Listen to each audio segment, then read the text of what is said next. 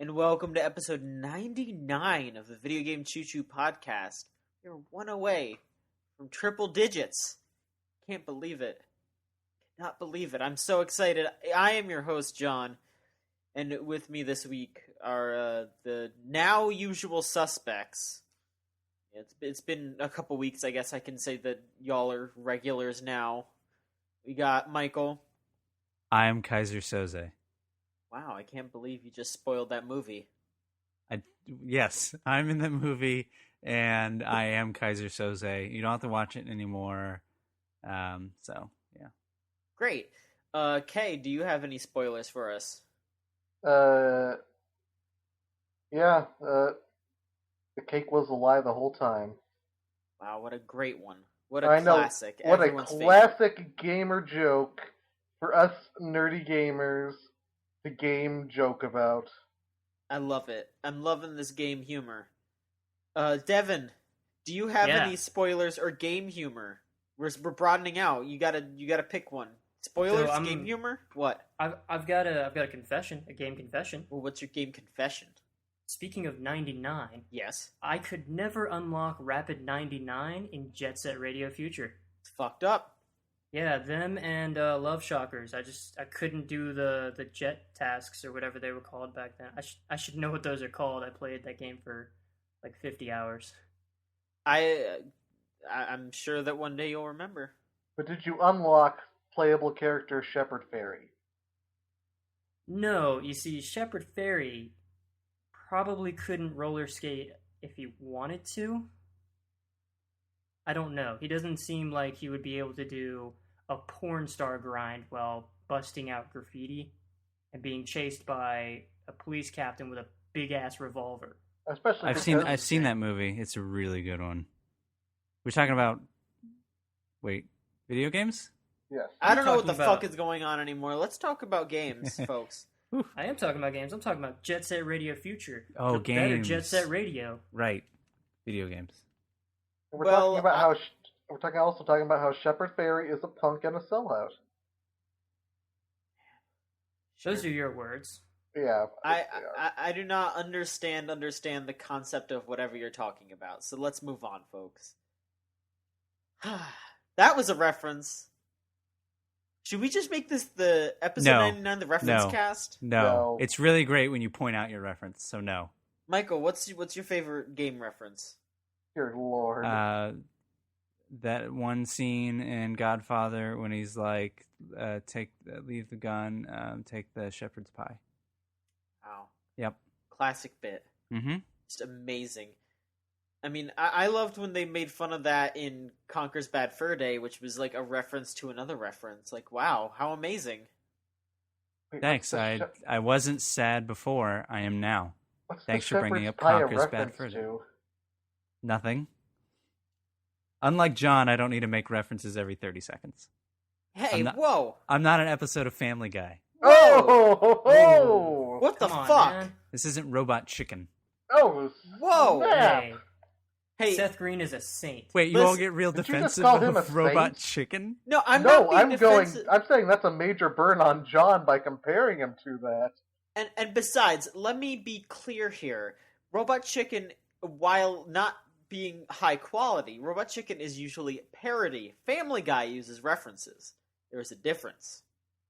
You're the Seth Green of this website. Oh, shit. Fuck! Bam. So, who is the Dax Shepard?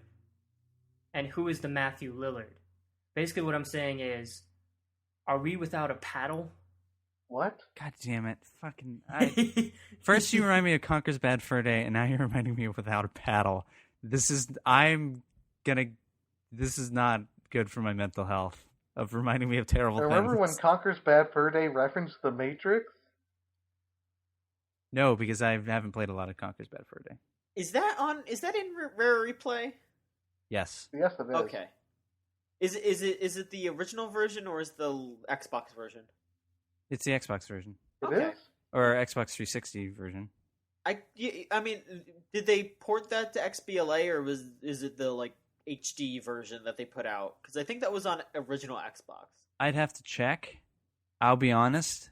I did not give a big enough shit about Conker's Bad Fur Day to check which version I was playing. As Look, opposed to the big pile of shit monster in the game. look, you made the right choice, Michael. Thanks. Because that's not a good game.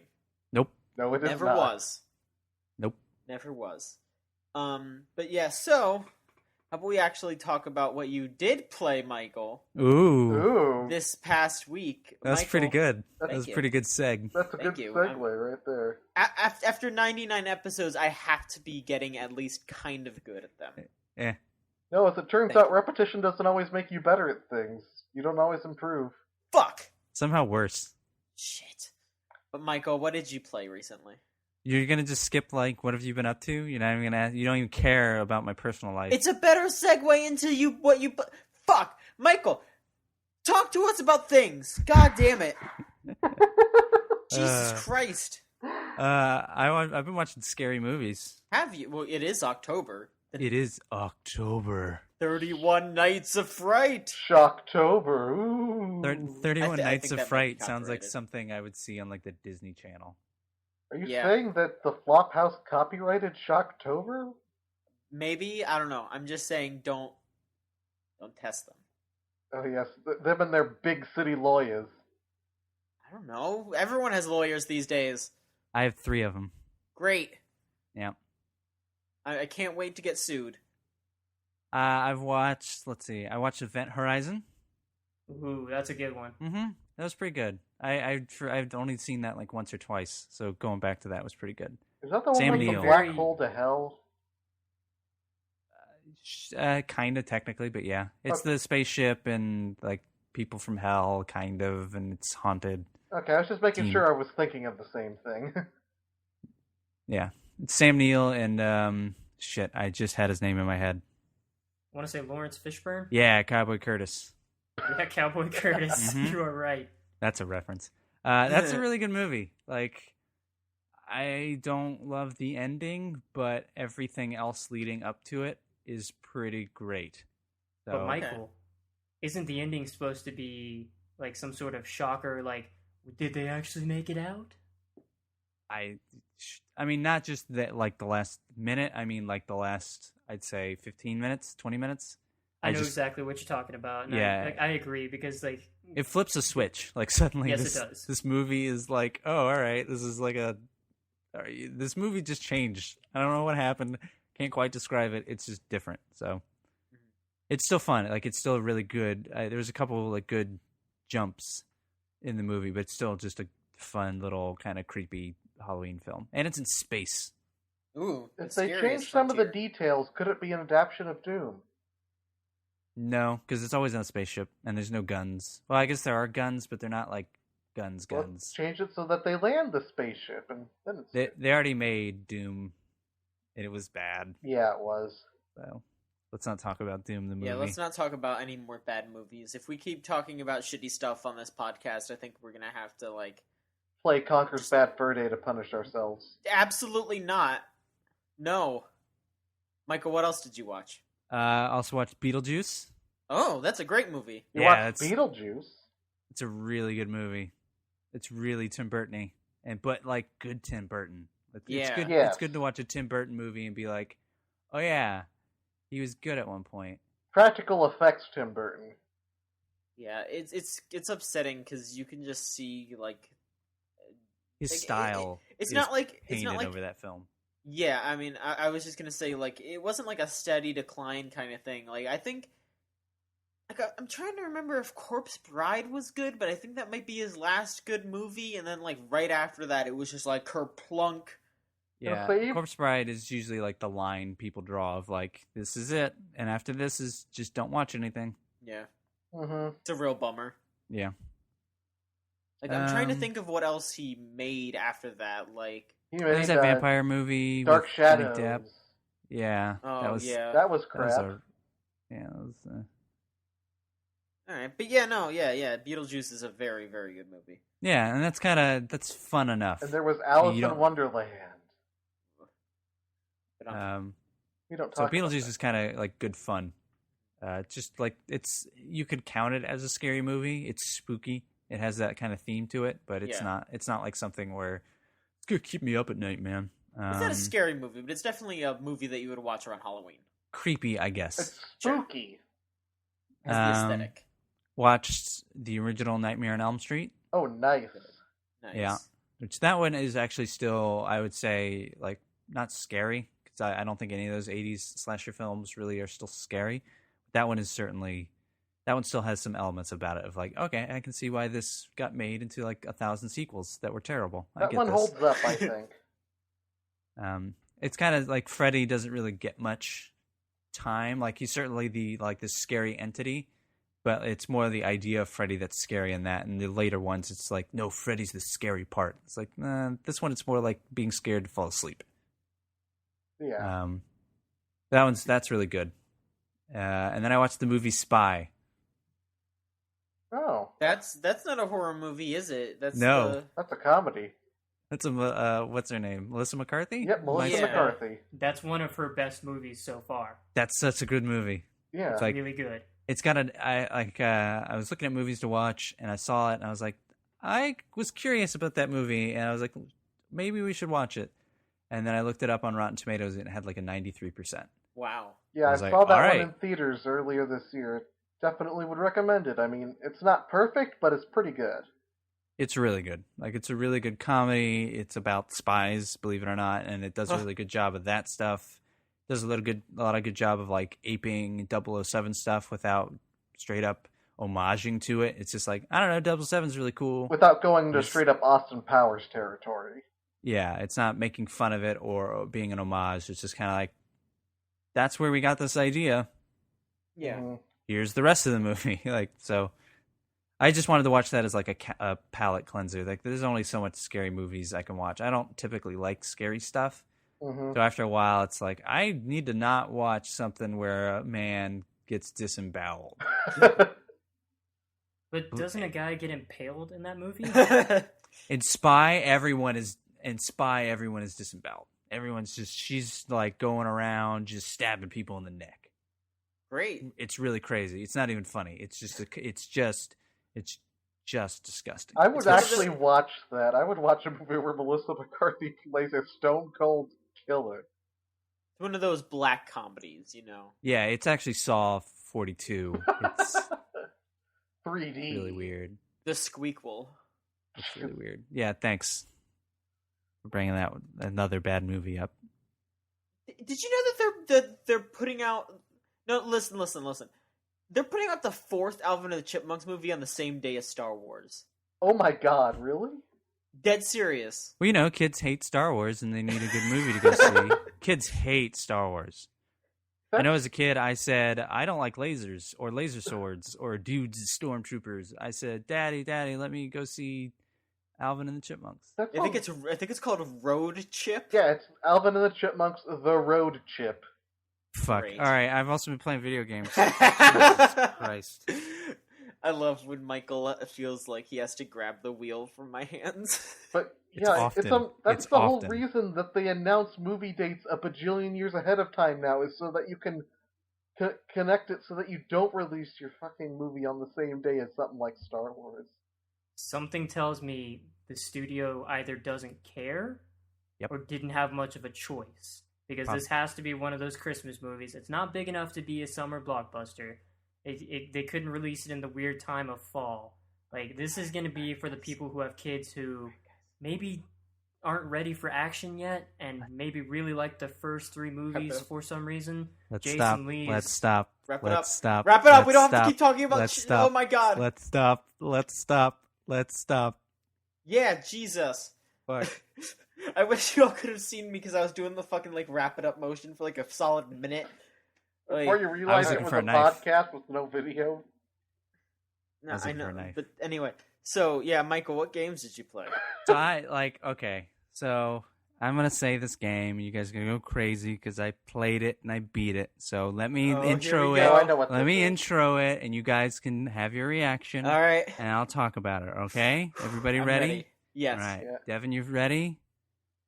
Yeah, I'm probably going to be the most tempered response. Okay. I don't. Prepare yourselves. I know what all he's of gonna you. say. I know what he's All gonna right. say. I know what he's gonna say too. So it was a game, like I'd seen it talked about on Twitter. John, you and I had talked about it at least a little bit. Yes. I've seen it like mentioned around quite I won't say a lot. I kind of avoid certain stuff for a while. Yeah, of course. And I downloaded it like right before the weekend. I played it most of the weekend and into this week. It's like $10 on Steam right now. Our listeners are going to die of a heart attack from all the suspense you're building. Yeah, dude, you're burying the lead. Just say it. Spooky bonus. Yeah! Spooky bonus! The irreverent, much lauded spooky bonus. I shouldn't make fun of the game. I actually played a lot. So it's from Gray Alien Games. They made Regency Solitaire. They've also made Holiday Bonus, Easter Bonus, and other games.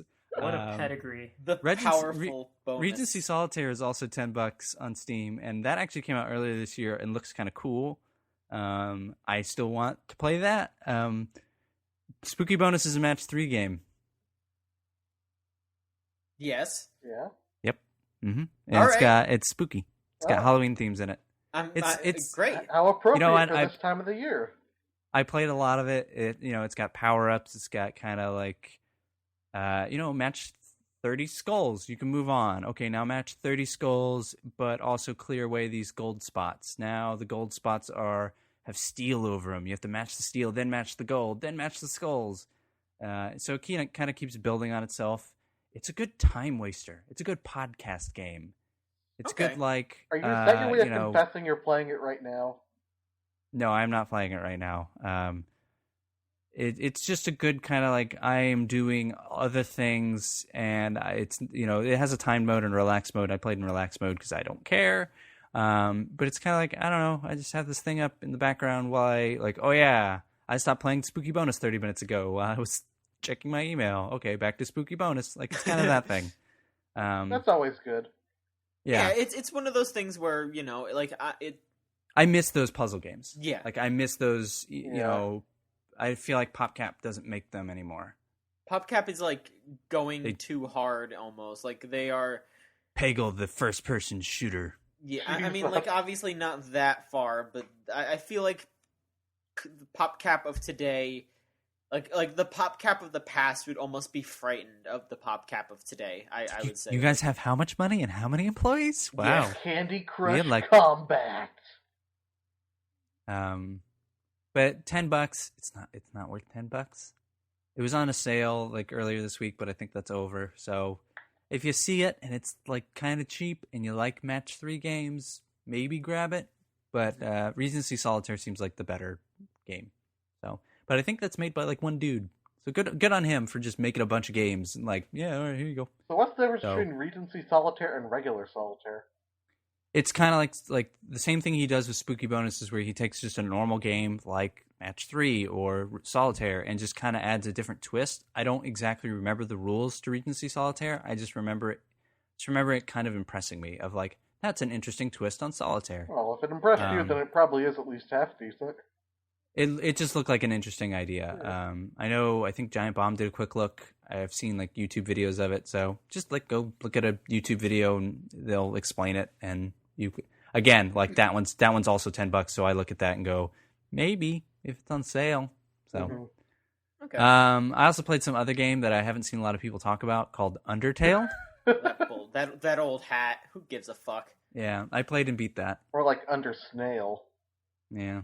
There's snails in the game. No. Yeah, I played Undertale and beat it. All right. So, Michael, let me ask you something. Yes, Devin, go ahead. We talked about how there's the possibility that the fandom could get very loud and proud about this game. Could be, yeah, sure, they might. Who knows? And they did. Maybe one day. Totally did. I don't know. I haven't seen any characters with dicks drawn on them yet, so. You're not. John has. Don't. So that was not the way to announce that. Let Devin fucking ask his question. I'm kind of distracted now. No, but you and I talked about this. You and I were both very kind of worried about that flavoring the experience. Yeah. Did that happen? And was it hard to kind of push through with all that pressure? Yes and no. If you're asking me if it ruined the experience, no. If you're asking me, did it influence it? Yes, quite a lot. There were certain moments, boss battles that I would go into, and my brain would already know, oh, this is that moment, and I kind of would have the perception of like this should be good, and there would be other moments where I'd had barely heard anybody talk about it, and it's like I like this more, I'm into this more. I'm kind of glad that I didn't see as much of the game out there, and I only heard and saw a few things made into like crazy art and with or without dicks. But yeah, it affected how I played, or maybe not how I played, but it affected my experience with it. That's a real, bummer, because I don't know, like that's something that I, that I was trying not to do too much of while we are like in the Slack, because I remember like posting like, oh, here's this dumb fan art that I think everyone will find funny who played the game. I honestly ignored that stuff, like, because I had no clue what you guys are talking about. So it'd be like, all right, looking at all this art's not going to do anything for me. Yeah. So it's like, I don't know who that character is. Okay. It was a combination of hearing you guys talk about it, but it was also like Twitter and Tumblr, and just, it felt like it was everywhere. Yeah. And I felt like I couldn't get away from it. And to the point to where even before I finished Undertale, I wrote that piece that's now up on the site about like how fandoms interact with their game and how they interact with people who haven't played that game yet. Yeah. So I felt kind of strongly about it while I played through it. That said, even though it affected how I played, or not how I played, but how I felt when I was playing, I still really enjoyed it. I still kind of like some RPGs. I get to the point even after a couple hours where I'm like, I guess I have to go play that again, and I get playing to it, and it's like, this takes like a good half an hour to get back into it, like, say, The Witcher 3. But that one, it was like, once I'm 5 minutes into it and remember what I'm doing, I'm just at it again. Yeah. And it's a short enough experience that there isn't any real padding. Just kind of get back into it immediately, because that's all it is. You're there again. Yeah, it and doesn't everything stretch moves itself into a 40+ hour experience. No, everything moves really quickly as well. Like that, and that's probably where my frustration came from. It of like, man, this game is going. Like, I think I played the first hour, and then came back the next day and played for 4 hours, 3 or 4 hours, and then came back the next day and played like an hour, and then came back, or not even an hour, and then finished it like whenever I played it. So I beat it in like 4 or 5 days. Okay. And the way, how quickly it moved, especially at the beginning, I almost felt like it was going a little too fast. And then I hit like the caves. I'm not sure what it's actually called. I won't spoil it. I guess. Sure, yeah. I won't spoil anything for Devin or for anybody listening. But I got to like the waterfall section, and it kind of slows down, has slower music. It kind of tells part of the lore or story, whatever you want to call it. Yeah. And that's when it finally kind of all hit me of like, all right, I like this. But the pace at which it moves, where it's just going, and then you hit a boss battle and you're like, I don't know what the fuck to do. I don't like, at least with smaller battles, I feel like I can experiment more, and I'm not like, it's like, okay, he just sweats on me and I just have to dodge the sweat. And even if he hits me, it does 2 damage out of 30. Like, I'll be fine. I'll figure out what to do. But in a boss battle, it's like, he hits me for like 12 and I don't know what to do. I guess I'll keep hitting this option over and over again. Oh, I died. Oh, It takes forever to get through the death sentences. Oh, it takes forever. Like, it doesn't take forever to reload into the game, but it takes just long enough to where it is frustrating to die. And because it is frustrating to die, it makes those boss battles that are a little obtuse, which is apparently my favorite word when describing this game, that like it makes those boss battles just obtuse enough to where you're like, this is fucked. This is fucking frustrating. And then to hear that, like, I think all of you guys, like Ryan, John, and Kay, had to look up at least 1 or 2 boss battles online, which tells me that it's not designed well. That, like, you got frustrated quick enough to where you're like, unless you guys just happen to do that a lot. Like, I tend to, like, really try not to look stuff up online.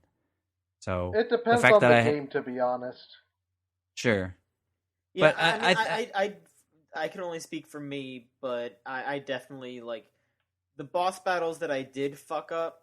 It was just like I did have to look it up because I was going at it for like an hour. yeah. You know. Yeah, there were several boss battles where there's one where I did it 2 or 3 times. I think like 2 times. Kind of had figured out what I needed to do, but was not entirely sure because like I kept dying, and it's like, whoa, is this right? Is this correct? Because I'm making some progress, but I'm not. Like I'm also hitting a wall, and I'm not sure what to do. There were at least 3 boss battles that I had that I felt that, and it's a testament to how like kind of irreverent and fun and quirky that game is. That it's like I just want to get past this boss battle so that I can see what's next. Because it's like it's honestly the boss battles are the bread with the crusts on them, and everything else is peanut butter and jelly. It's like I don't really like this bread because the fucking crust is on it, but I like that peanut butter and fucking jelly. Like that's what it was. It's like I really like what's in between here. Like I like the music. I like some of the character designs. I like how some of the characters are written. But man, some of those boss battles are just like fucked, and for no good reason. Yeah, I feel you. And that like didn't ruin my experience, but it shaded it like pretty badly. So and then the idea, and like to speak back to what you were talking about, Devin, like the idea that the fans are out there saying you have to do a pacifist run to see the true ending. Like no, fuck off. Hell no. Like the idea that the bosses have like different solutions is really cool, like kill or save or whatever. But the idea that I have to then play it for 6 more hours? Nah. No. That's ludicrous. You're crazy. Go away. So, like, I don't like that. I love Easter eggs in games. I love when they hide them behind, like you know, something like Metal Gear, where it's like, all right, you spent 80 hours to beat the game, but spend 120 hours to get this super secret item. Like, okay, yeah, you're rewarding the dedicated. But to hide multiple endings, it's just... like at some point, it's like, are you rewarding the dedicated or the crazy? Where's that line? I would not I wouldn't call it that. I wouldn't go as so far to say that because Crazy's like, being hyperbolic. I mean that, and also like once you know how to do things, the game is way quicker.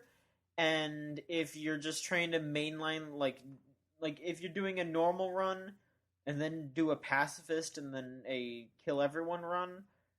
It's each of them is faster. Like the pacifist run is the second fastest, and I have heard that doing a kill everything run, like people are working on speed runs for this game, and sure, but they do like kill everything runs for their speed runs. Is the average player going to be doing speed runs? But I mean, like, no. Let's say like my playthrough ended up, I think, about 6 to 7 hours. Let's say my following playthroughs ended up at like 10 total, maybe 11 or 12. Sure. Like, you're asking me to play 20 hours of a game where I'm reading the same jokes, I'm interacting with the same characters the same way, or nearly the same way in some cases. Yeah, that's fair. Like, I'm having the same fights. Yeah, I do something a little different, but like, I think the value in that game is seeing everything for the first time and seeing how kooky and crazy and how it challenges your expectations. Mm-hmm. And I think that was the fun for me anyways, of like, cool, I like that this boss is like really apprehensive about killing me. That's cool.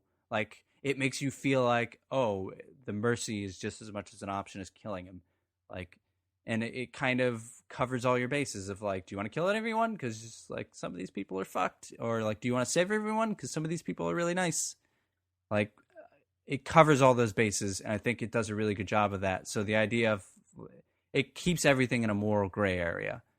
So the idea of going back and like discovering the blacks and whites and grays of that is, I feel a little weird about doing that as well. Not to mention I don't want to play it 2 more times. So we don't have to play it 2 more times. I don't think I could ever bring myself to do a kill everything run.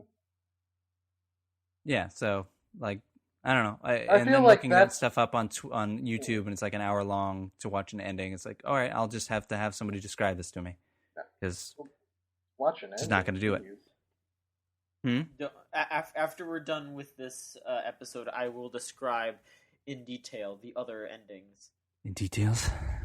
Yeah. Give me details, John. I will say also, just for a game that's so short, I feel like to have multiple endings on a game that, compared to most things, is so short. It's not really that bad of a time commitment. It's not, but we're getting down. Like for me I personally, just I'm say, getting obviously, busier. for your priorities, I totally get that. I'm just saying, like in the grand scheme, it's not like Sure, and like for Yeah. $10, like that's also really great. But like, how do you tell somebody, "Hey, Halo's coming out, Assassin's Creed's coming out, Fallout 4's coming out, also Undertale's $10."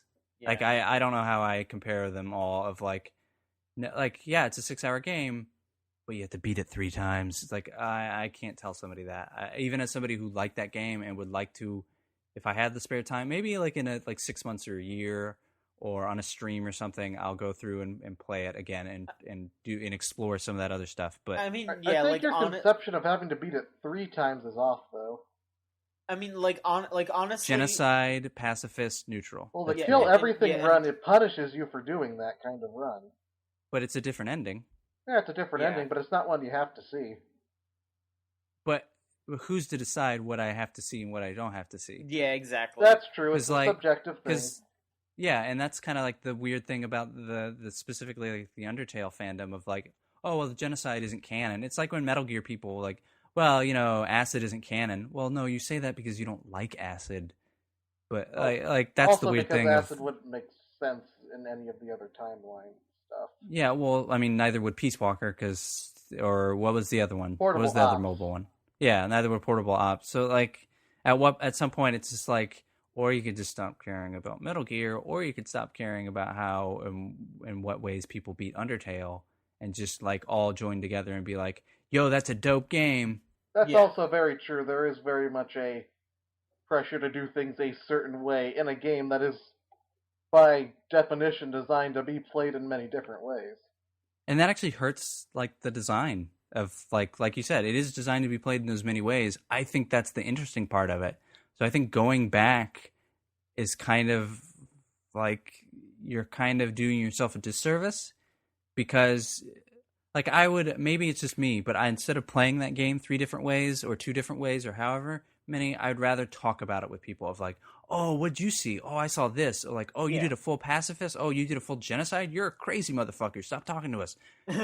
Let's talk about pacifism, guys. Like that stuff's cooler. And that was kind of my point in my article of like, people don't have those outlets all the time, so they go and play these games over and over again and get crazy about them. It's like, no, the cool thing about Metal Gear or Undertale or really any games that kind of give you that option, the cool thing is that you talk to somebody and they go, wait, you never saw this? Like, oh, so you never saw, this or that? Like, no, I played it this way. Like I think there are sections of Undertale I skipped because I just never went in that direction. I don't know. Yeah. That is one of the So- best things about Undertale is there is a lot of little variations and differences on things that you could miss or just not pick up on, but they're not consequential in a way that if you hear about them, you're like, ah, fuck, I missed that. It's like, oh, cool, that sounds neat. Yeah, and I it's a think real that's water cooler game. Yeah, and I think that's the shame of fandoms in general, is it kind of starts to eat its own tail. Of like the people who are just starting to get into it are like, hey, cool, Undertale. You're like, did you play it this way? Did you play it? Like, all right, I'm gonna back away slowly from Undertale, uninstall it from Steam, and never talk about it again. Yeah. Or a 'Cause you people vortex of fandom. Yeah. So that's all I played. All right. Yeah. Devin. Congratulations on Spooky Bonus. Spooky bonus. Devin, I wanted to make sure that you were awake, but also I want to talk to you about the games that you played and whatever else you've been doing lately. Yeah, I was awake the whole time. I was just kind of letting things happen because I'm not as far in Undertale as everyone else, Perfectly fine. So yeah, the part where Papyrus ties Sans to the railroad tracks and Sans gets fucking run over by a train, that was messed up, right? The part like where he tries to evolve Pikachu with the Thunderstone, like Pikachu's like, "No, man, I'm cool being a Pikachu," and like you're screaming like, "No, Raichu's a lot better." Yeah, that also happens in Undertale. Yeah, Yep. and also the part where this gag is over. Okay. This It's gag a is great over. gag. Devin, but yes, Devin, what have you been up to though? Man, I just burnt through Tales from the Borderlands in about a day and a half. Yeah, I saw. You Jesus. bought that and you just friggin' obliterated it. That's what I do with games, man. If I like something, I just eat it up. Yeah, you Like, dug it. So you tweeted me, you're like, yeah, dude, the first episode of Tales is free, and I was like, sure, fuck it, I like free. And ironically enough, I downloaded that and anime MMO called Onigiri. Don't play that. All right. That's my quick review of that. Tell me more about Onigiri. Yeah, let's... Anime Chooch recommendations. Don't play anime MMO games. Well, I don't want to be that, big about it, because there's probably a good anime MMO out there. But, like, from first looks, like, art style-wise and everything, it looked kind of cool, like, the customization was pretty deep. And then you get into the actual game, and it's just, like, hitchy frames and stuff popping in last second, and... Ooh. It feels like a weird Monster Hunter clone, because you're fighting these big monsters, and you've got, like, teams, and there's, like, different attacks you can have. You've got a cooldown bar on your combos and stuff. It was, an interesting premise, and it was, one of those things that obviously came from a free Steam MMO and got ported to consoles kind of terribly. So, even if the main premise did interest me, it's just not well done, and I feel like it's so bare bones anyway, it's not worth putting the time into. But, that was a fun little experiment that I immediately deleted. You gotta see the end game, man. That's where the real game starts. So if you get into the raids, and if you pay for this dance, you got the real game, man. No, but Gotta do some serious min-maxing. Great. I don't have that kind of mind. And then popped in Tales from the Borderlands episode 1, and it only took me about an hour and a half, and I was like, okay, this is good. Let's buy the whole pack. So I bought the season pass like the next day, and then just immediately went into it and finished it as soon as the 5th episode came out Tuesday. And I'm already going back for a second run just to see how things come out. Holy and cow. there's a bunch of... Yeah, I don't normally do that, especially with Telltale games. Like, The Walking Dead, I played once, and I was okay with my run and, the repercussions of it all. But the way that they did the end game and the way that they brought everything together, like, it brought a bunch of characters back, and it used them very well. There was one character in particular that I wanted to bring back to my party, let's say. And, that was some of the best writing I've ever seen. And that's weird for me, because you look at the actual Borderlands games, which are some of the worst writing I've ever seen. And I love those games. I loved the first one. I went all the way to Cromorax DLC and did all the raid runs and pearlescent shit. And then Sat the second behind that one, rock and just shot him a lot. So the way we did it, me and my roommate, we teamed up on it, and he got launched in the air, and he landed on this rock in one of the walls. He's like, oh, this is fucking weird. And he had a pangolin shield, which was recovering his health so fast that he could just take pot shots from there. So we just slowly worked his health down that way. And that was a fun little, like, how'd you do it moment. Like, it was a nice little exploit that just happened to happen. How'd you And break then- the game to beat Cromorax? Yeah, that's my favorite part about the Borderlands games, is there's so many ways to just destroy this game. Like, the Pirates Booty DLC. You can keep going back into the treasure room at the end game over and over again, and you have a very high chance of legendaries. So I did that over and over again on the 360, and just had everything you could imagine. Mhm. And it was great. And then you find out all these combinations, like, you get the bee shield, and you put it with the sandhawk, and everything dies. So where does Tails land? Is it So, post 2? it is- Borderlands 2? It starts relatively close to the end of Borderlands 2, Okay. and then at one point it crosses over to the intro of the pre-sequel. Because if you played the pre-sequel, that is also technically afterwards, but they jump backwards. They do a lot of time skipping, which is funny, because the Back to the Future day was just yesterday. Like, And Telltale also did a great. Back to the Future adventure game series. Yes, they did. It all comes together. But it's right after Borderlands 2. Spoilers for a 3-year-old Borderlands game with terrible story. the main villain is dead. Oh no! And it deals with the repercussions of him being dead. You are a Hyperion middle manager for half the game, and then for the other half, you are a Pandoran thief and con artist. And both of those characters are really good, and all of the surrounding characters around them are very good. And some of them were so good, I immediately logged into the Game of the Year article and put them on our character list. Hell yes. Yeah, so Loaderbot is my dude. Is it Claptrap? No, there is actually no Claptrap in this game, and that is why it is the best Borderlands ever. I like Claptrap. Zero? There are references to him, and I think there is a little bit of dialogue, if I remember correctly. But on-screen time and character usage, absolutely none. Yeah, so you all have something to look forward to. No fucking Claptrap. Right. I like Claptrap. Hate Claptrap. He's a fuckboy prime. Damn. Strong words from Devin about Optimus Claptrap. Prime's horrible successor, Fuckboy Prime. Actually, I coined that word from Alpha Boy Prime, or Superboy Prime. Sorry, the guy who punched shitty teenage the Superman. universe. Yeah. Yes, he cracked the universe open, and he was also a shitty teenager. Right. So he's kind of my template for how terrible can characters be. So you look at, say, Claptrap. New John. Enough. Junpei from Persona 3. Oh god. I don't think I'm Junpei bad. You're not Junpei bad. He's a different class of fuckboy prime. I've got a chart. I'll show it eventually. Which ones are from Earth 1 and which ones are from Earth 2? You know, you just have to look for, like, discolorations in their capes.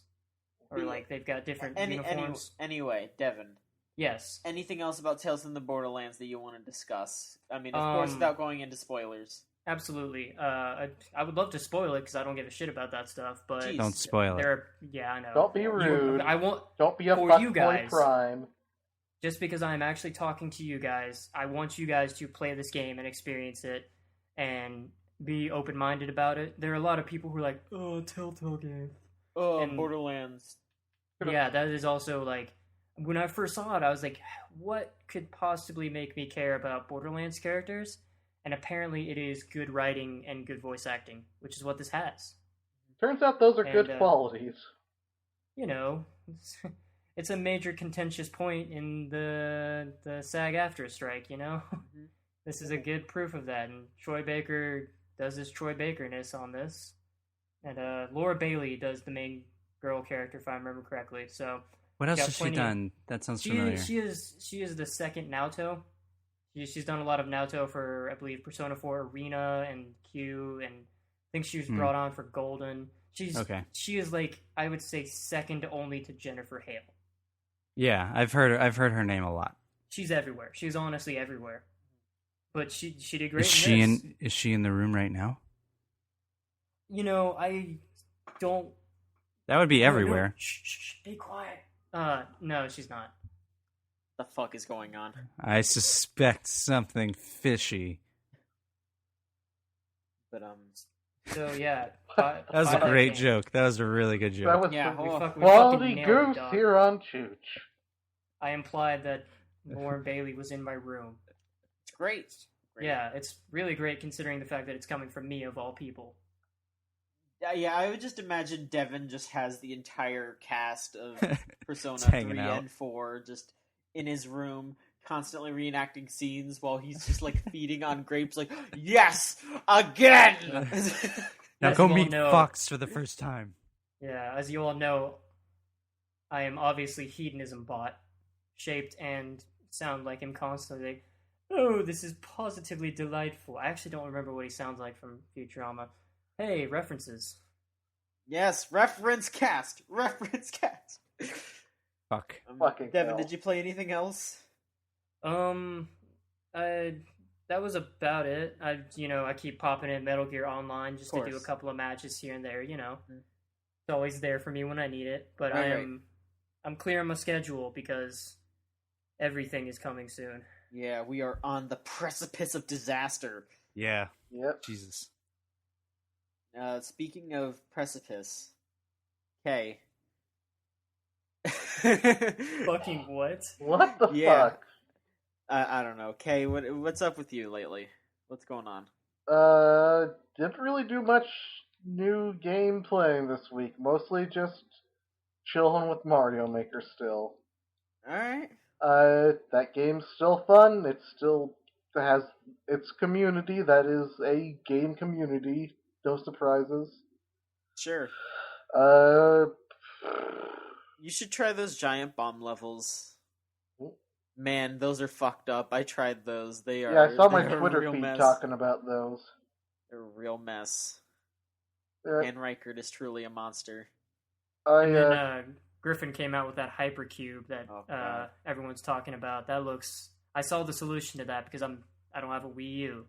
Man, people are scary on that game. Yeah, they really are. That game brings out the monster in all of us. anyways, Okay, have you created any terrifying Mario Maker levels, or are you being, or are you playing Mario Maker pacifist or genocide? Fuck. excuse me, we have switched over to the term "kill everything." Whatever you want to use. I don't care. I'm just saying. What are you doing? What kind of run you doing, Kay? I'm doing the neutral run where I kill the regular enemies, but I spare the bosses. Oh, I gotcha. So you always jump over Bowser instead of hitting him with the fire flower?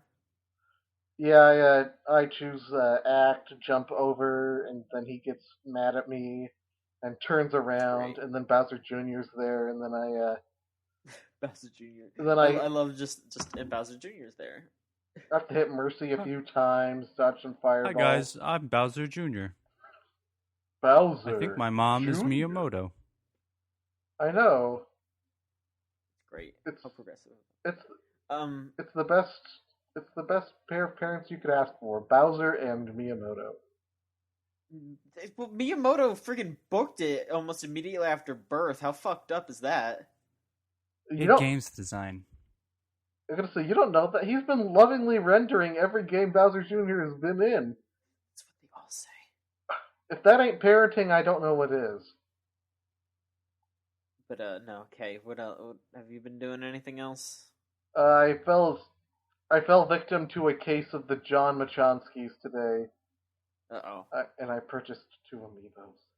Which ones? Toys R Us, they were doing a buy over a certain price, get $5 off deal, and they had Ganondorf in stocks. So I got You got Ganondorf and Ganondorf? Princess Zelda.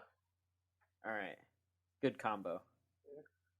That's I'm fun. beginning to think, since we're already talking about amiibos, I'm beginning to think that the amiibo drought is fake.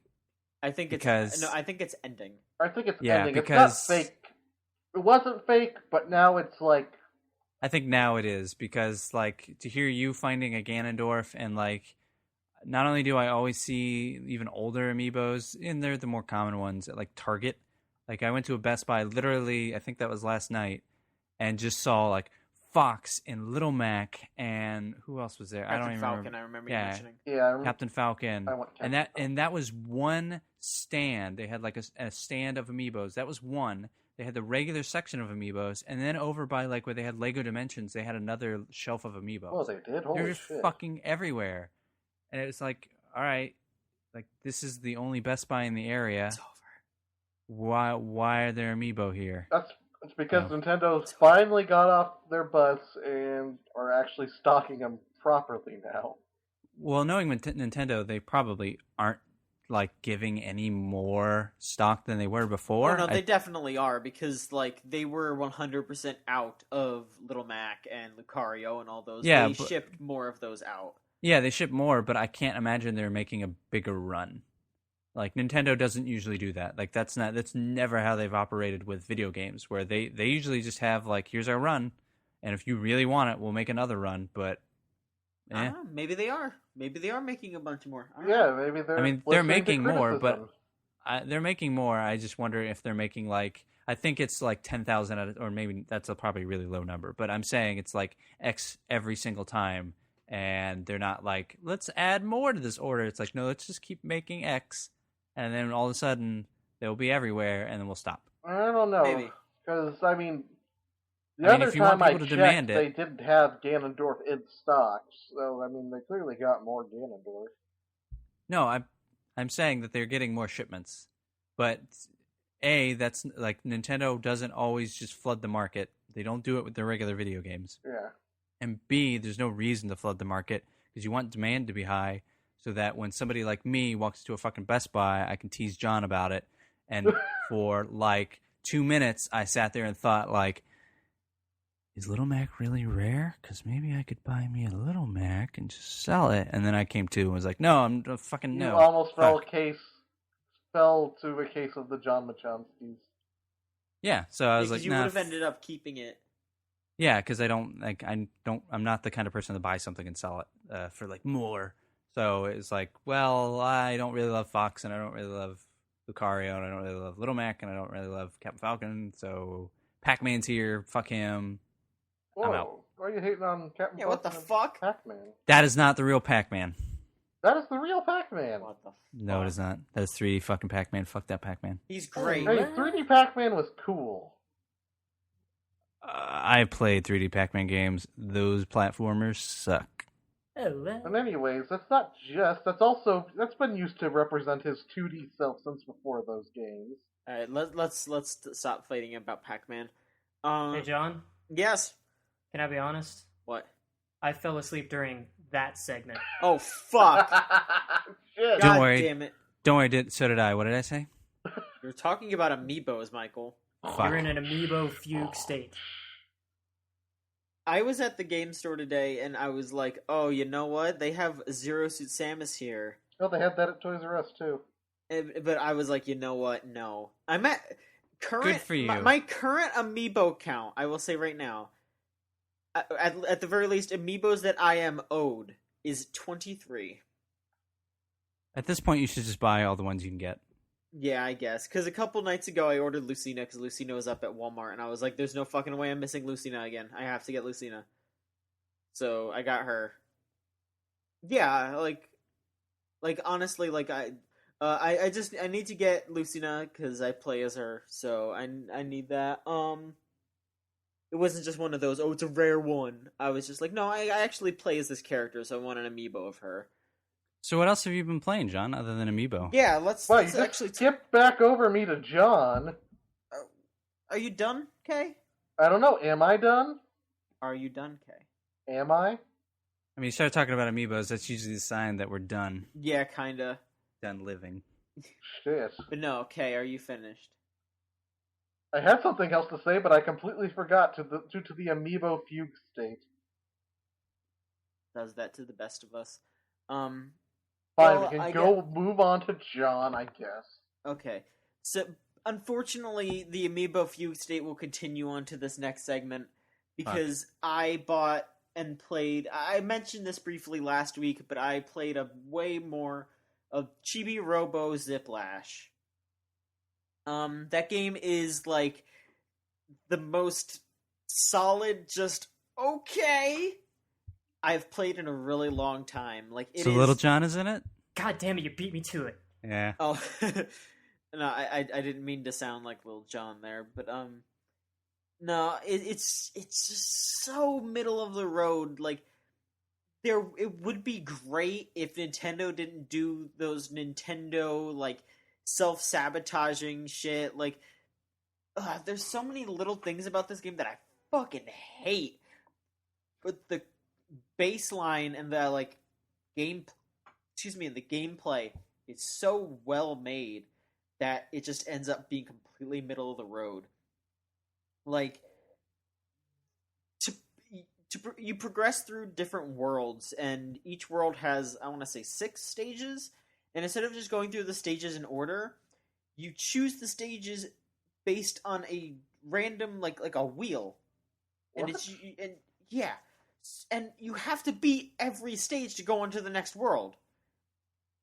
But the reason why they give you the wheel is because they want you to visit levels multiple times, because in order to unlock costumes, you have to play through a level a second time, and you find a certain enemy, and you like it wants you to replay levels, which is fine.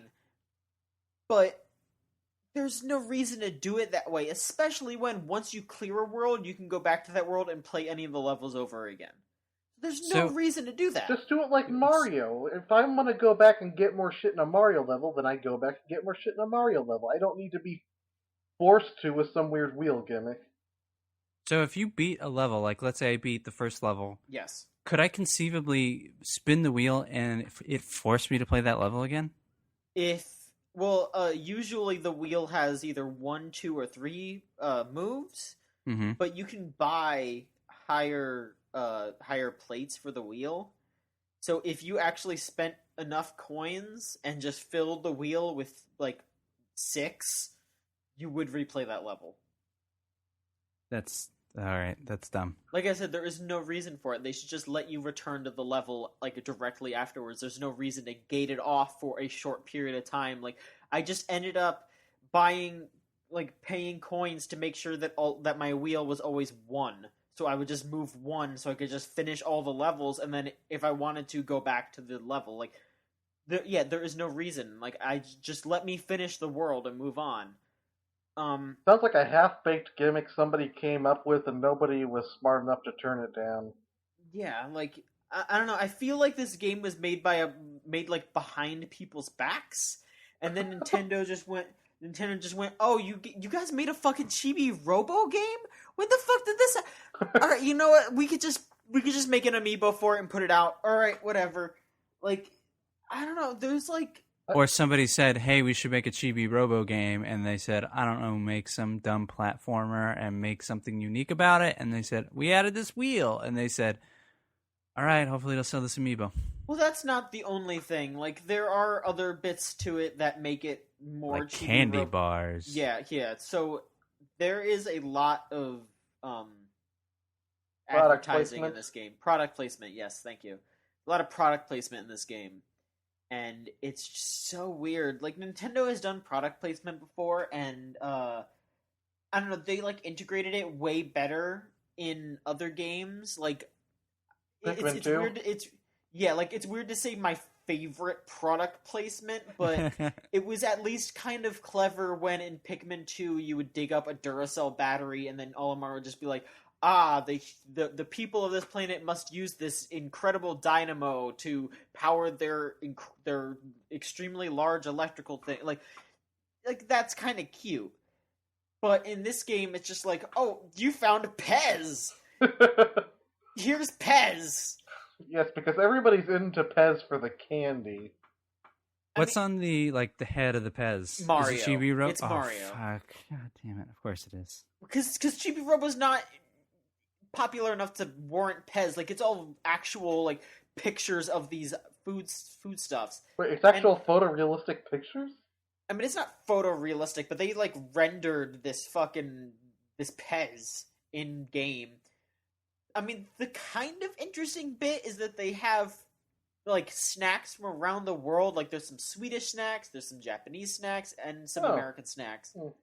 So that's kind of neat. But So what's everyone's favorite candy bar? Go. Mine is those. I think they're called Zero bars. It's the white chocolate with the caramel, the nougat in it. Ooh, that All right, sounds wrong. good. John is wrong. Okay, Devin, what's yours? God, I go back and forth between a Crunch Bar or a Hershey's Cookies and Cream. Oh, that's good choice. Those are good picks. Not bad. Still wrong, but not bad. You're at least not as lost as John was with fucking white chocolate. Okay, what's yours? Whoa, why are you hating on white chocolate? I was gonna go with So Hershey's. it's terrible. It is not terrible. It's the best chocolate. It's not even chocolate. Okay, go ahead. I know it's not even chocolate, but it's still the best chocolate. And anyways, I don't really eat candy bars very much, but I was going to go with Hershey's Cookies and Cream because that one's good and I have fond childhood memories of it. Nice. It's the real winner, though you're close with some of those, is a whatchamacallit bar. Those are pretty good. I've heard Those of are those, great. but I've never had one. They're good. What is it? It's like wafer cookie, chocolate, a little bit of caramel. I forget what else is in I think that is it. it. Peanut butter? Peanut butter. I Oh, think there's some okay. peanut butter in it. Okay, so So it's kind of tastes like a Butterfinger and a Reese's and a Snickers All kind of mixed had a into three-way one. baby. Yeah, a delicious three-way baby. I'd try that. But so back to Chibi Robo. I mean, yeah, there are enough secrets in the levels to warrant multiple runs, and it like if platforming is something that you're interested in, I would recommend taking a look into this. Now onto the fugue state. The amiibo interaction in this game is really weird, like really weird. Once you finish a level, you get scored based on if you get hit, if you gathered all the candy bars or all the snacks. Excuse me, it's not just candy bars. Like there's like chips and stuff in there. Snacks and Pez. Don't forget Pez. Yeah, Pez. There's little there's chibi tots. They're called. They're like little baby robots that you can collect. And something else. I don't. Oh yeah, just big coins. Yeah, big coins. But if you collect all of those and just it tallies up your score, and then you put your amiibo down and it uploads the score onto the amiibo, and that levels it up. And I think once it levels up all the way, I haven't leveled up all the way yet, but once you level up all the way, you can plop the amiibo down at the beginning of a level and you turn into Super Chibi Robo, and I think you're invincible, or your Ziplash will just go all the way forward, and you don't have to worry about like actually caring about the level anymore. You could just blow through it. And I'm guessing that's the easiest way to collect everything, is just, got Super Chibi Robo, now I don't have to worry about any of these puzzles. I'll just, get this done. How much is this game? It is a full, no. I think it's $30. I don't know if that's full price for 3DS games. I don't remember. 3DS games can vary from 30 to 40. 30 to 40. With the occasional 50 popping up. It's 30. If you want to buy it with the amiibo, it's 40. So, yeah. Thank you. Yeah, I bought the one with the amiibo because I wanted to, you know me. Suffer. I want to suffer. But, I mean, it's a solid okay. It's not great. It's not terrible. It's just alright. Sounds like the kind of game I'd enjoy, but not the kind of thing I want to pay full price for. It's just, like right now when there's so many other like incredible games coming out, and like what Nintendo's putting out recently, it's just like alright games, and none of it's like, oh, go out and buy something like over Fallout. Super Mario Maker was the high water mark. Exactly. Like, Mario Maker is the kind of game that I would be like, oh yeah, you should definitely get this. But other than that, I think the only game that I have really high hopes for from Nintendo right now is probably Xenoblade. Yokai Watch? I don't know what to expect from Yokai Watch. I mean, I don't know what to expect from it either, but like the way people talk about it and the way they're like marketing it, I hope it's really good. I do too. I believe the demo is on the 3DS shop now. You are correct. Yeah. I'll talk about that next week then. Yeah. Maybe they'll send me a review copy too. I don't know. We'll see. But yeah, you're right. I mean, I don't know. I mean, maybe Happy Home Designer is better than Fallout. Did you read my Happy Home Designer? Yes, I did. That way. Thank you. And I mean, Good I don't know. review, by the Fallout would way. have to be pretty mediocre to be worse than Animal Crossing. I don't know, this Fallout game, you just like go into homes and they say, build the home with these 3 things, and you do it and you just win. It's really weird. Holy shit, there is that home base thing in Fallout 4. So Yeah, but you're not designing it. That's more like tower defense or something. that would be pretty funny, though.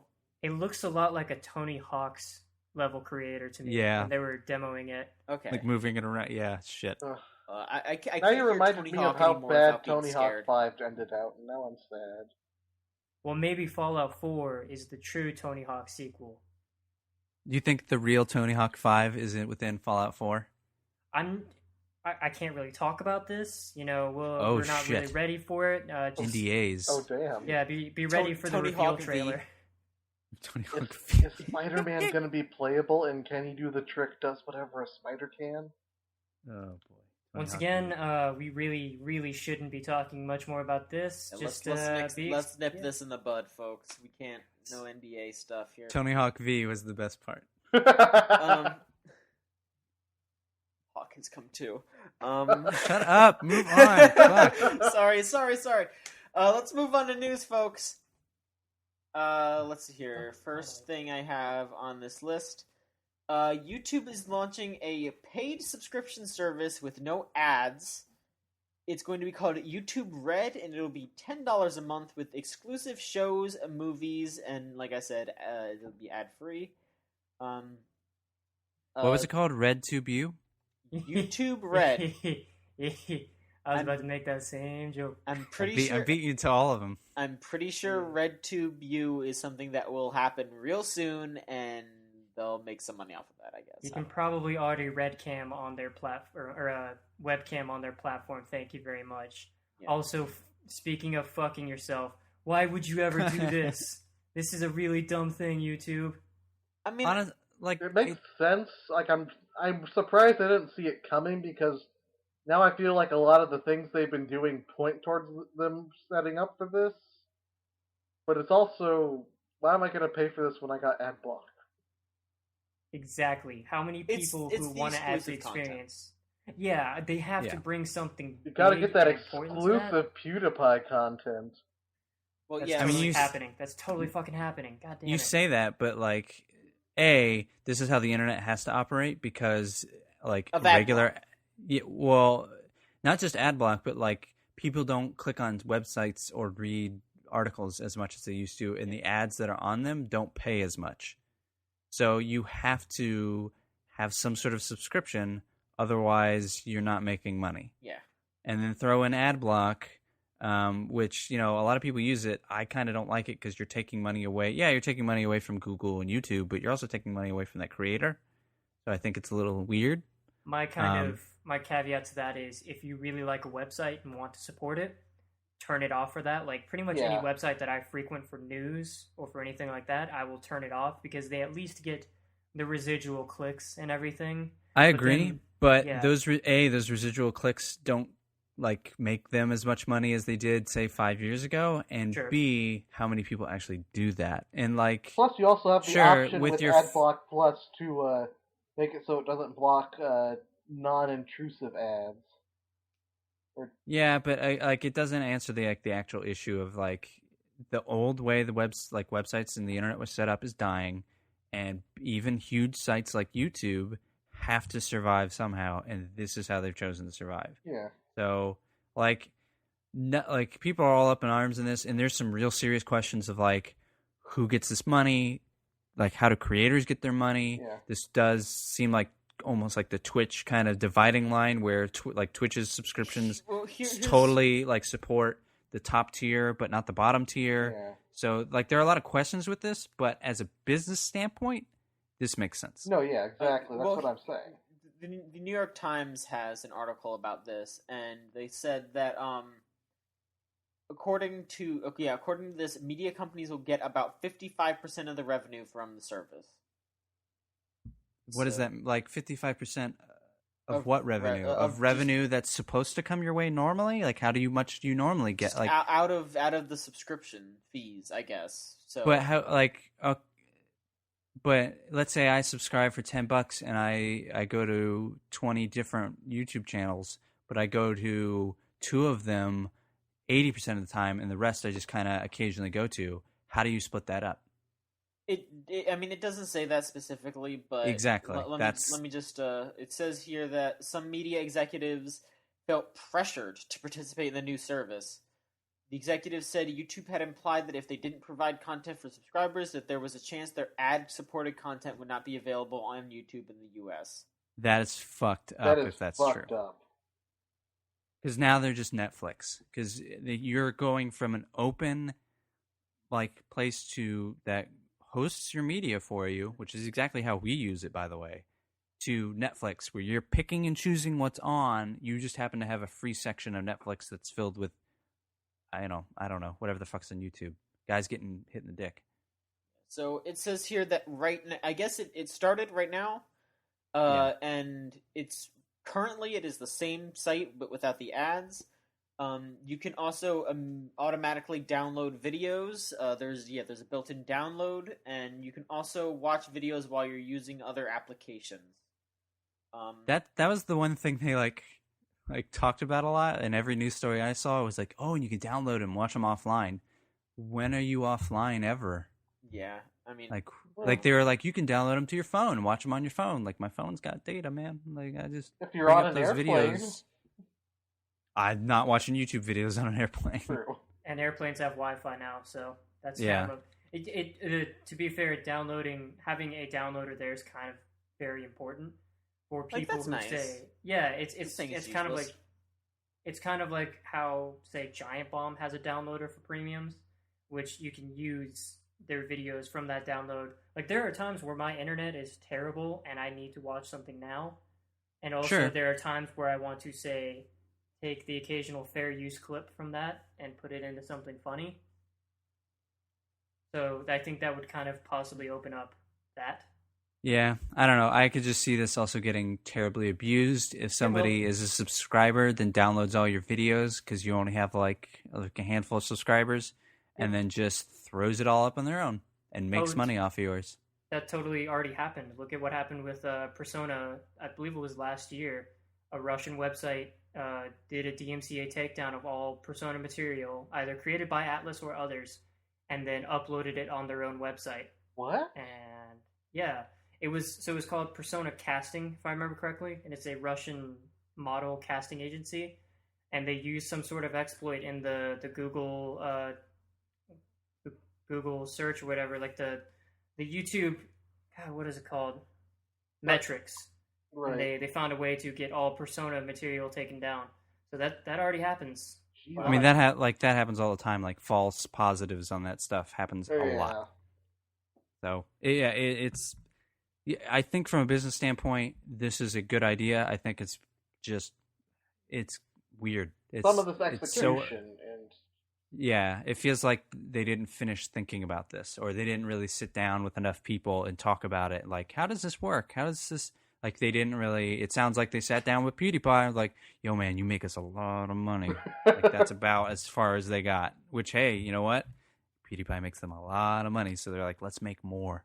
I think that sounds like every meeting with him they probably have. you make us a Dude, you lot gotta of keep money. making us some fucking money, dude. Come on. But tie Also, this the name specifically- sucks. To tie this specifically into games, yeah, PewDiePie is involved. He is one of the first productions to be announced. He's going to be making a reality series called Scare PewDiePie. Jesus. Right off. It says that it will star PewDiePie and show him encountering terrifying situations inspired by his favorite video games, which doesn't sound like a reality show. It sounds like a variety show. I don't know. That's kind of reality shows aren't really reality shows. Yeah, they are very, very doctored. Maybe it's gonna be like Fear Factor, but just one person, and it's PewDiePie. I mean, honestly, I would be down with watching PewDiePie get fucked up in all kinds of situations. That would be. That sounds horrible. What the hell? Like, dude, PewDiePie's got a fucking you guess wrestle a bear. Yeah, he's got to fucking fight tarantulas. Go for it, dude. Knife fight a scorpion. There you go. Let's do it. Let's move on. I'd watch that. Stop talking about YouTube. What do you mean you don't want to talk about PewDiePie anymore? Yeah, we're done. Stop talking about YouTube. So there's y'all know that Kojima was supposed to be gone from Konami. In December was what I had heard. Yeah, so Kojima was supposed to leave Konami in December, or at the very least that is when his contract ran out. Well, according to a report from The New Yorker, Kojima has already left Konami. He left on the 9th of October. There was some conflicting claims. Konami said that Kojima is just on vacation for now. For another couple months. Yeah, He's on vacation. But there were some leaked images of like a going away party that Kojima was at that was like kind of obvious that people were like trying to pay homage to him at this party. Yeah, like 100 people showed up for that. So, yeah, it looks like Kojima is gone from Konami. Like, even if he is, big air quotes, on vacation, it doesn't seem like he's going to be coming back. He's on permanent vacation. Yeah. That might be like the legal, or that might Absolutely. be the poorly translated, like, technically he's on vacation. I think that is he them just doesn't have to saying, work there anymore. yeah, because they don't want to say he quit. They Well, don't want to fire him because then his non-compete is gone. They have to still say that he is part of this company until his contract runs out, even if he never walks in the building again. Yeah, he's on like forced vacation or whatever. And the New Yorker specifically says like his no compete ends in December. So I imagine that it is exactly that. He is just like, well, technically I have 20 months of vacation because that I've never taken. I'm going to take it now. And they're just like, well, okay. We're going to make you wait till January to launch your Kickstarter. Yeah, I mean that's pretty much the story. Like it's kind of silly to see the like Konami said, Kojima said shit basically. I mean, that's been this year. Yeah. Konami said, but reality says, but Konami says. Yeah, we'll see what goes down, I guess, in December. Still looking forward to the eventual tell-all book in a year or two about all this crazy shit. That'll be really fun. Probably I don't know won't if be in that'll a ever year or happen. two because they probably have some sort of gag order on them. 20 years, whatever. I'll be alive by then. If he doesn't work there's no gag order. Mm. Like there's no like I had an NDA when I worked at Berman Braun, but it's expired. Oh, okay. Like it expired when my contract expired. Guys, I will admit I am not 100% versed on the working.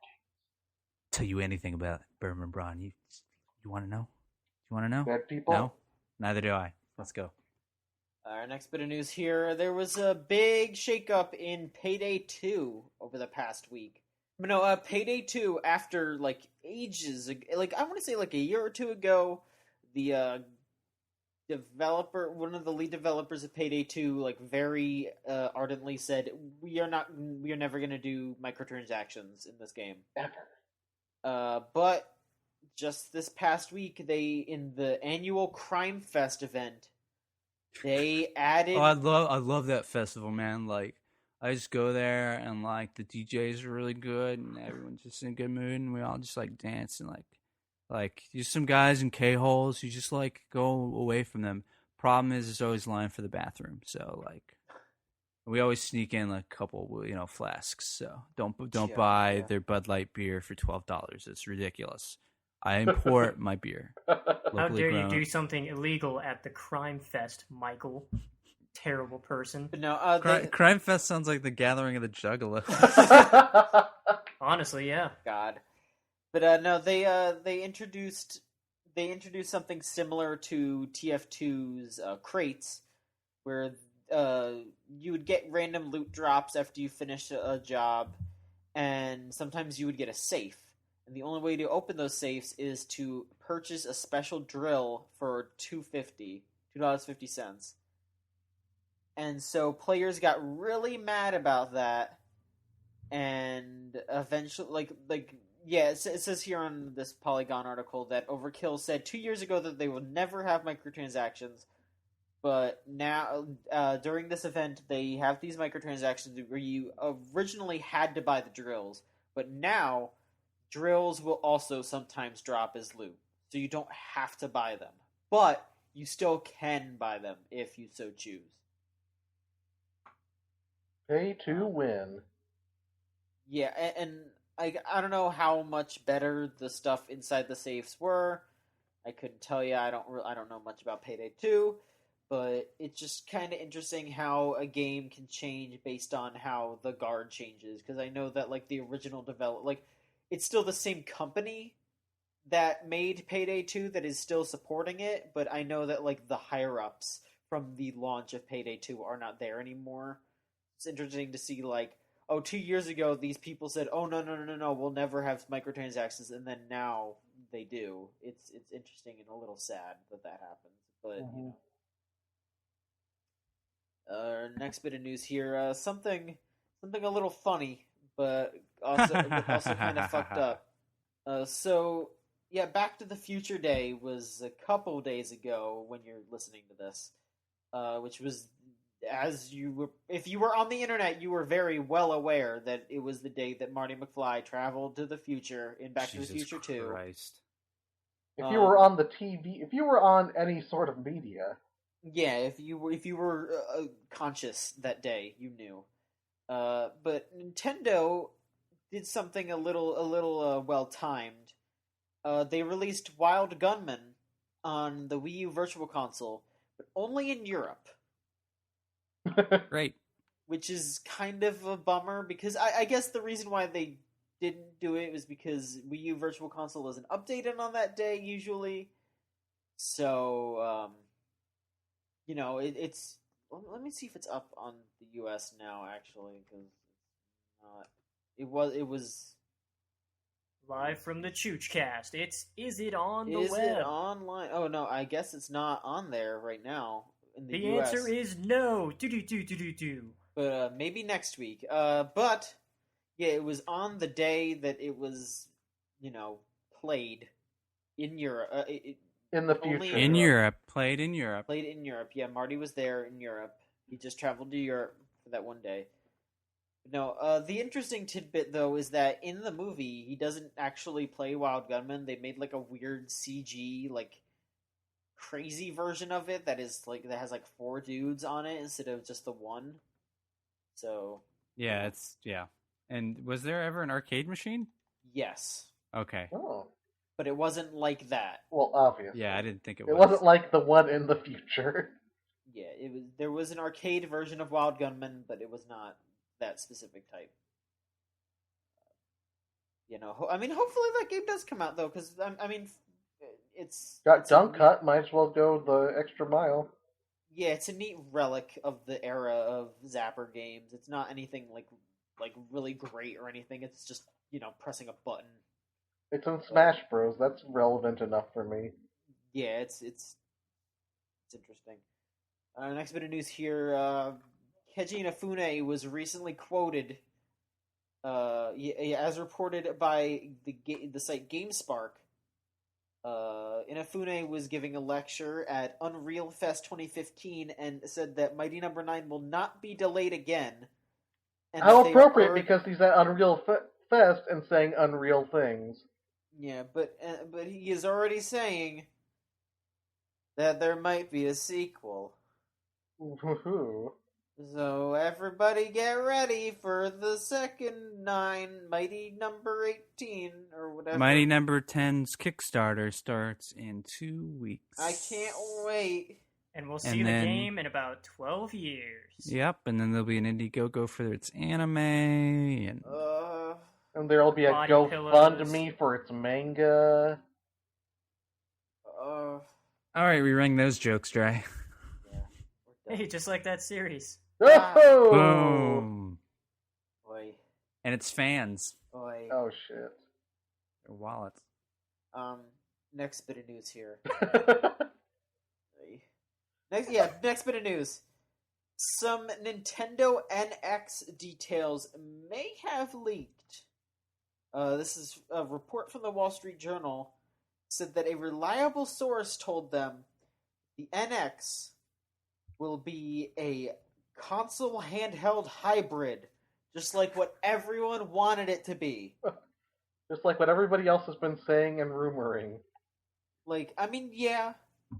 But I remember that being, people that started as that's what I wish it was. It's been speculation. So, that eventually building up to people saying, that's what I heard it's going to be. But now My uncle Who works at told Nintendo. me. This seems way more concrete, and I'm pretty excited about that. Well, it seems concrete because that source, I don't know if it's the particular source, but that story in the Wall Street Journal says that SDK's software development kits have gone out. Which sounds about right when it's supposed to be coming out next year. No, that sounds about right if it comes out in 2017. If it was a hardware like debug, I would say, yeah, that's coming out soon. But if you're just now getting the software, like the kind Dev of kits. Yeah, if you're just now getting early software estimates, like let's say you just start making a game, you're fair. Not going to have a game ready by next year. I mean, I don't know. Who knows how long people have had these in their hands, though? I think that story specifically said like either October or last month. I wanna remember say. Nintendo. I remember there being some talk of Nintendo getting SDKs in people's hands, like right around E3. Sure, but again, like that's a year and a half development. Yeah, That's a year and a half development. They absolutely need at least 2 years to get not only the people who are in those developments, but also like their own people and third party to get on board for this next console. It takes a lot of time to really build that up. And you're talking about like what could be estimates. Like then you actually have to build the thing and order the thing and set up manufacturing. Like a lot can change. And let's say you change something next January or next July. I know, hey, all those SDKs, they're not, they're no longer top of the line chips as that source calls them. So I think this is about online in Target to be, 2017. Who knows? We'll see. Zelda Metroid F-Zero. But yeah, no. So according to this report, to continue, they were also claiming that the NX has, and I quote, industry-leading chips. Pringles. It is up there, or even surpassing the Xbox One or PS4. Once you pop, the fun don't stop. Mrs. Vicky's jalapeno flavored chips. Ruffles. You do work at a Jersey Mike's. Hey, don't dox me, man. Just saying, you work at a Jersey Mike's because I can tell by having Miss Vicky's jalapeno chips. You have Mrs. Vicky's. Yeah, I don't know. I never had them. That's about all the information we got out of about the NX. Though I am very excited to hear more about that console. Maybe next summer, around June. Yeah, that'll be an E3. That's some type of event.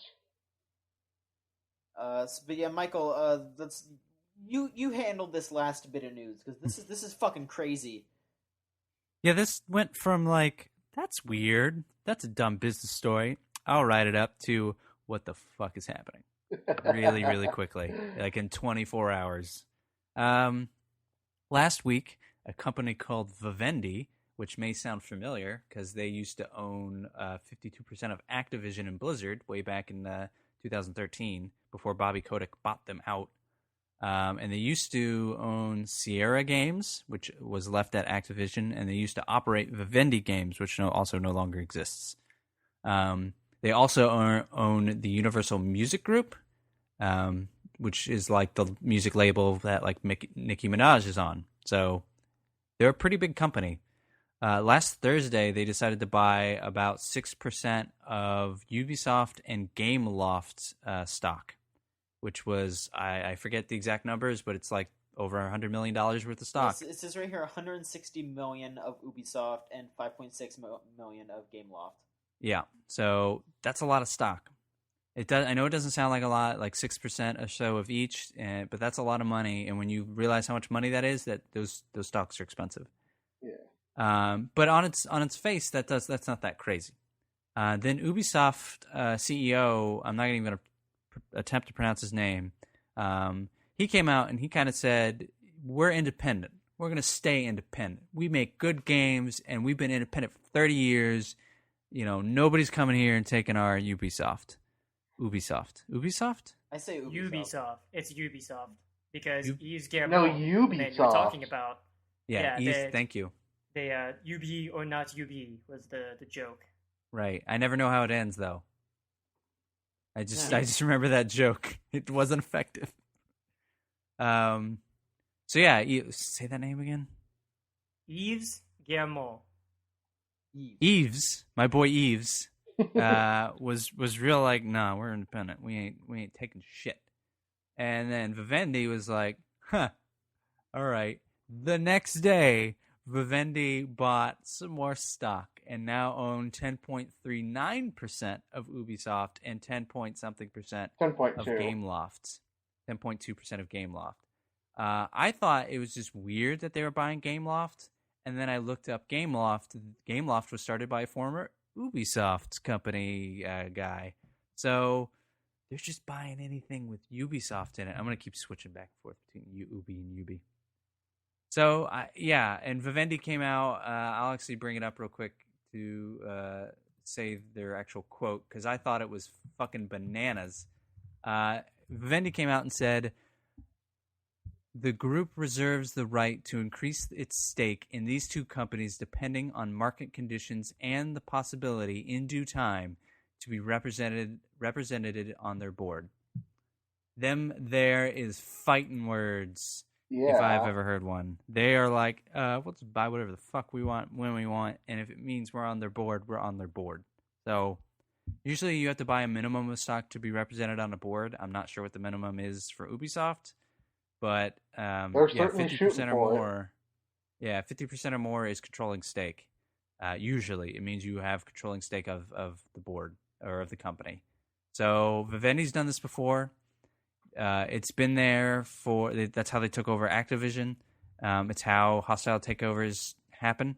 So if this happens, like, it's fucking crazy. This is fucking crazy. Some weird businessman shit. So. Yeah.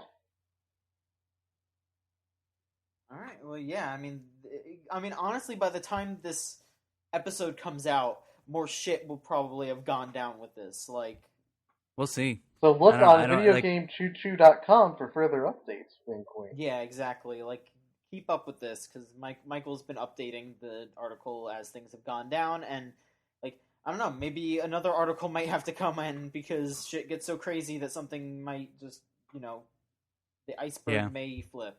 Yeah. All right, let's move on to questions. Michael, do you want to get those going? Sure, you can ask questions by emailing podcast@videogamechoo.com, or you can go to videogamechoo.tumblr.com/ask and ask us you can ask us anything. Mm-hmm. Anything. You know that one question you dare not ask, dare not say to anybody for your fear of the answer? You can ask us. Oh, God. We'll probably just not answer it, Yeah, we'll just ignore it. Our first question comes from Anonymous. Anonymous says, this is absolutely not Niall asking this question, so this isn't Niall. Okay. Paris Games Week is next week. What are you hoping to see? What are you excited for? As you know, are you as excited as I am about Quantic Dream probably announcing something? ? I know Michael's a huge fan of their games, and especially of David Cage. Thanks again. This is 100% somebody that isn't Niall. That's a shame that Niall didn't write in and ask us a question. I know. How rude of him to ignore us. Yeah. Yeah, instead of this one of 6 billion people instead to write in. What are you guys hoping to see for Paris Games Week? Devin, what are you hoping to see? Something as terrible as the past few shows, like just something super awkward, like the human-sized meme during the Assassin's Creed moment at E3. Like, if it's gonna be live, it's gonna be bad, Like, there's no specific game I want to see. Like, that's all kind of been announced and everything. I just want to see the human terrible moments that come out of these things. I can't really think of anything that's gonna be announced. Like, I can't really predict anything because, like, coming up to E3, you have an idea of what's going on, but this is so out of left field. I don't know what they're gonna announce here. Well, Sony's gonna be there, and they skipped Gamescom, so I kind of expect maybe some VR talk. Of maybe a date. That PlayStation experience is also coming up pretty soon too. Yeah, but I mean, last year that was more about games, so I wonder if that's just going to be like Uncharted 4. Like if they're just going to stick with that being games and stick with Paris Games Week, because I don't know much about Paris Games Week, but if it's anything like Gamescom or anything like E3, it's very businessy. Maybe. Like, yeah, we see all like the cool stuff and the cool announcements, but it's just as much about like business. Yeah. So if you're trying to like make an inroads in Europe with VR, it's Gamescom or Paris Games Week. So I hope David Cage doesn't show up. I hope he announces his retirement, and I hope Niall cries. Great. Yep. I hope Vivendi shows up, says, "Hey, guess what? We just purchased a majority share in Ubisoft and Gamesloft. What now?" They're all French companies, so that's possible. Another anonymous question. Any of you dressing up for Halloween? If so, as what? If not, what would you do as? I guess dress as is the question. Any of you dressing up? Kay, are you dressing up for Halloween? Hold on, let's go to John, because I know he's dressing up. John, what are you dressing up as for Halloween? Well, when I go into work, I'm gonna wear my hot dog costume that I have, because that's just the old standby. But I don't know. I might not actually go through with buying all the bits of it right now, because I don't want to spend too much frivolous money, because I just bought a bunch of amiibo. I have to save more money for more amiibo. Your life is in ruins. It really is. You're in a permanent fugue state of amiibos. Someone seriously needs to fucking poison me. Like anyway. No, I really want to cosplay Burger Pants from Undertale. So, yeah. John, you should just stick a bunch of glue on yourself and then roll in your amiibo, and then just go as a Halloween, as either a Katamari of sadness. You should go as yourself and just say, "I'm a man who spent too much money on amiibos. Look at the face of your destiny." And then play some Destiny. Just go to like a Halloween party and just go up to all the women and just like hold an amiibo like near my face and just be like, "Is this what you want? Jeez. Is this doing anything for you? What's up, babe? How's this going? You want to taste like my this? little man?" Huh? There's more where this came from, lady. Want to see my Captain Falcon? I actually don't have either of those, but you know what I have? Villager. A nice dark pit, I've heard. Yeah, I got dark pit. Oh. Kay, are you dressing up as anything? Well, I'm not planning to dress up as anything, but I mean, it'd be fun too. If you were, what would you go as? I don't know, something cute. It's hard to think of something off the cuff like this. I know me and my partner Pluto, we've been talking about how someday we'd like to both do like a couple's cosplay of Undyne and Alphys from Undertale. Sure, that'd be a pretty good one. Devin. Yep. You're a man who likes to wear other people's clothing. What are you dressing up as for Halloween? I actually can't wear other people's clothing because I'm 6 foot tall and 100 pounds. Anyway, you could wear it. It just wouldn't look right. Put on a belt, punk. I have to always have a belt on, actually. Like, if I ever try walking outside without one, I immediately turn back around and search for a belt. Anyway, I'm probably going to go as my usual, which is one Detective Dojima. Fucking A. Because he's very easy to pull off. I've got all the necessary materials. All I need to do is go out and buy a pack of smokes and try to fight some punks, you know? And smoke a lot. Devin, we should do a I'll be a Dachi if you're Dojima. I mean, that means I will have to smack you over the head constantly. Good. Maybe that'll stop me from buying amiibo. Nothing will stop you from buying amiibos. Nothing will stop your lust for amiibos, John. Do you ever, like, if you've dressed up as him before, do you ever, like, find it weird when you try to explain to somebody, like, listen, there's this game, it's called Persona 4, I'm a badass, or do you just say, I'm a detective? Yeah, I'll say hard-boiled detective look. Sure. And most people do you have, okay, like, sure. do you have a hard-boiled egg? Just, like, hard-boiled detective? I should start carrying that around instead of a gun. But, when somebody goes into a refrigerator, do you go, like, don't touch my food? Yeah, I keep a half-open beer at all times, and there's. I mean, I do too. Project, like, you have a daughter at home who's really lonely. So I shouldn't. Again, these are things I shouldn't be talking about. Shut up, Nanako. Don't be cruel. She's very quiet and she doesn't cause trouble. She made you dinner, man. She made me eggs with more eggs, dude. And they're delicious. Just realized I can only eat so much. Nanako has a lot in common with Sunny from Metal Gear Solid 4. Except she's salvageable as a human being. Rude. Sunny is lovely. Bingo. Holy fuck. Okay, to be fair, she flowered onto her own by Metal Gear Rising, but by the end of 4, I was like, dude, she's not going to survive outside of that plain dog. I'd probably dress as Boba Fett or Rick from Rick and Morty. Those are good choices. Thanks. I think Rick is too on the nose, so Boba fucking Fett. You should I'm be gonna Rick keep saying- Sanchez as Boba Fett. Great. Every You time. should be burp a Rick lot. Sanchez in the power armor and then play "It Feels Good" by Tony constantly. Anonymous asks. Anonymous. Ominous asks, is there a genre of games you miss? WW2 shooters, sim games, ECT, period, ECT? etc. That's supposed to be ETC. I didn't spell it. ECT. Yeah. Go fucking up, Anonymous. Wait. Let me think. What kind of games do you guys miss? I do not miss World War II shooters.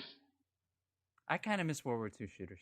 They're okay. Yeah, I don't know. I almost bought a copy of Medal of Honor: Rising Sun today. That's a pretty good one. It's a good one. Yeah. Yeah, that had good, decent multiplayer.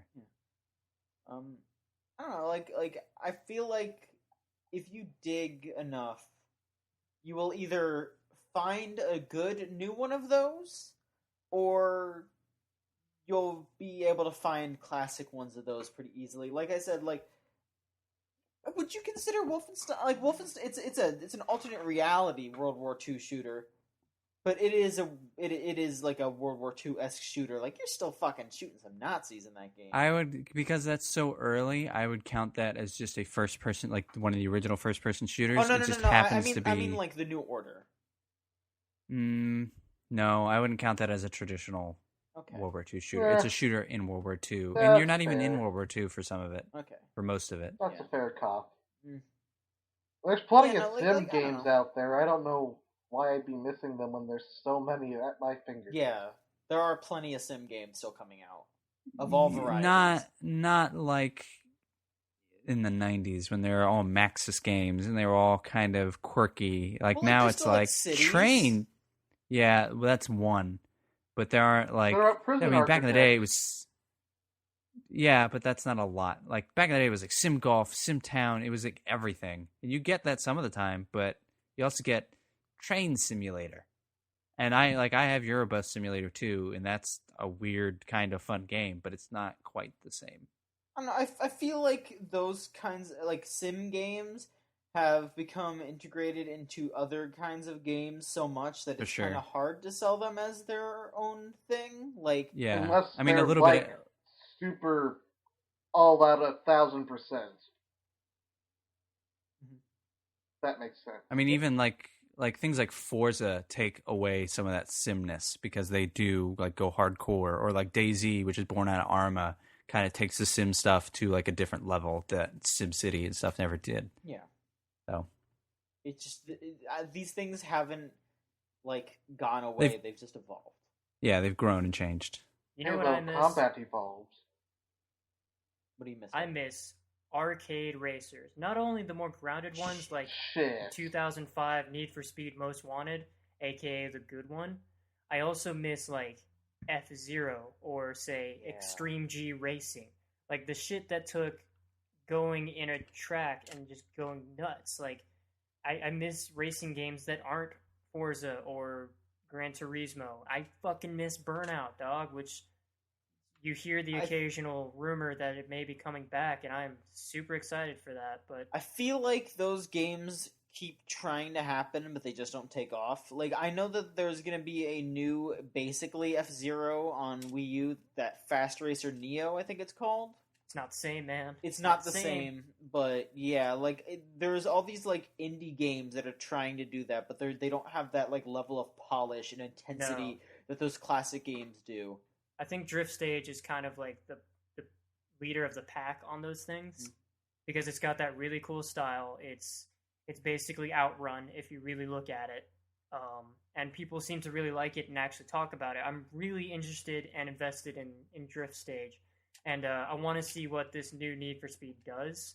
It's it's going to be a Criterion version of a Need for Speed game, but man, I just miss the dumb weirdness of Need for Speed Most Wanted back in 2005, where it's this combination of weird drifting mechanics. You have the slow motion effects, you have recharging nitrous meter, and you've got the dumb FMV.